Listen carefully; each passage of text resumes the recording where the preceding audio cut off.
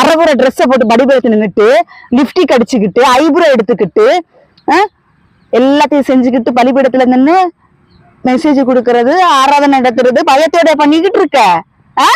பயத்தோட பண்ணிக்கிட்டு இருக்கிற நீ, வேடிக்கை காட்டிக்கிட்டு இருக்கிற நீ கர்த்தருடைய பார்வையில வேடிக்கை காட்டக்கூடியவன். சிம்சோன் அன்னைக்கு வேடிக்கை காட்டிட்டு இருந்தாம்ல, அதே மாதிரி நீ வேடிக்கை காட்டிட்டு இருக்க. ஆனா உங்ககிட்ட இருந்து பரிசுத்தாவியானவர் போயிட்டாரு, உனக்கு இன்னைக்கு வரைக்கும் தெரியல.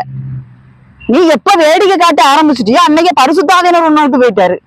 ஆனா இன்னும் பரிசுத்தாவியானவருடைய வல்லமையில நீ ஜெபிச்சு எல்லாருக்கும் அற்புதத்தை வாங்கி கொண்டு கொடுத்துட்டு இருக்கிற. என்னைக்கு நீ வேடிக்கை காட்ட ஆரம்பிச்சிட்டியோ அன்னைக்கு உன்னோட பரிசுத்தாவியானவர் போயிட்டாரு.